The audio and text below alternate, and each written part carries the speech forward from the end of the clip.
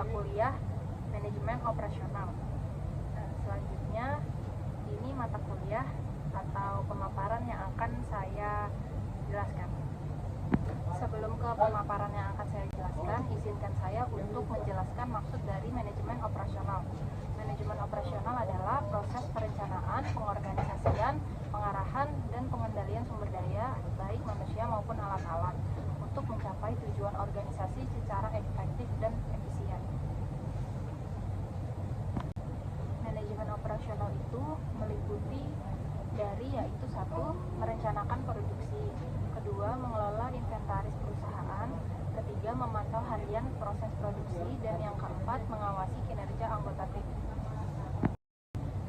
Dari materi kedua yang saya rangkum, saya akan menjelaskan kesimpulan yang akan saya paparkan, yaitu pertama, tugas dari seorang pimpinan atau pemilik perusahaan, yaitu menghabiskan waktu untuk memikirkan keputusan apa yang harus diambil.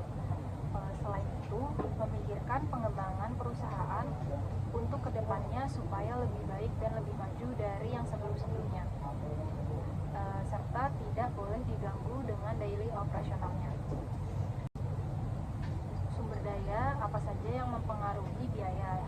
Yang pertama yaitu investasi yang lebih dari 1 tahun disebut dengan payback period, dan kedua yaitu peralatan dengan biaya operasinya itu kurang dari 1 tahun disebut dengan BEP, dan selanjutnya ada bahan baku. Terus sumber daya itu ujungnya adalah sebuah uang, bisa berupa uang ataupun dengan manusia, atau disebut juga dengan SDM atau sumber daya manusia. Perusahaan gurita itu terkenal dengan memiliki banyak kaki atau banyaknya cabang yang dimana-mana itu kakinya saling membantu. Itu yang bisa disebut dengan perusahaan gurita. Selanjutnya itu, usaha yang paling penting adalah suatu keinginan dan niat dari seseorang yang dimilikinya. Selain niat dan keinginan, kita harus memiliki modal yang cukup besar atau modal yang sesuai dengan apa yang ingin kita ambil atau ingin kita capai. Selain itu, pentingnya niat dan keinginan itu adalah hal yang paling utama yang harus dimiliki seseorang pemimpin.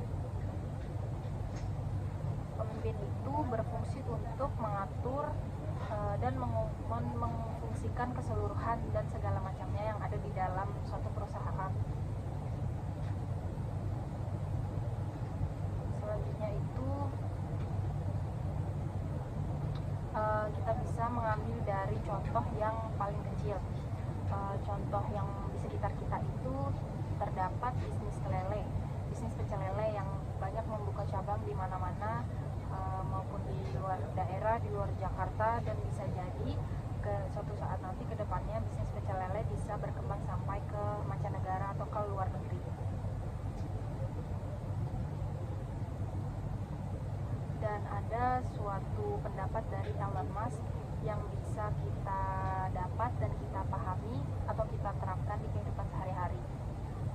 Elon Musk itu berkata, jangan sok pintar dari pemimpin atau bos kita. Apa yang diperintahkan dari bos atau pimpinan ke bawahannya, lakukan saja. Terus yang kedua ada jangan berargumentasi melebihi suatu pimpinan. Dan yang ketiga itu, Elon Musk itu tidak suka bertele-tele, dia suka langsung ke intinya saja.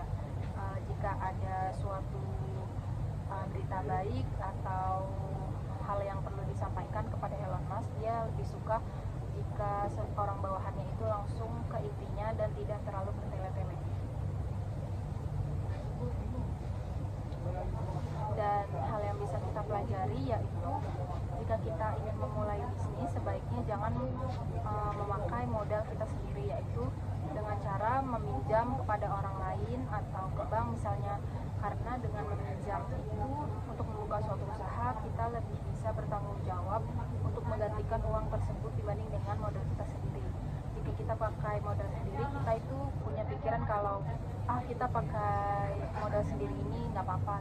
Tapi kalau misalkan kita pakai modal dari orang lain, kita bisa bisa lebih bertanggung jawab untuk menggantikan uang tersebut, atau bisa mendapatkan keuntungan yang lebih untuk bisa menggantikan uang yang sudah kita pinjam.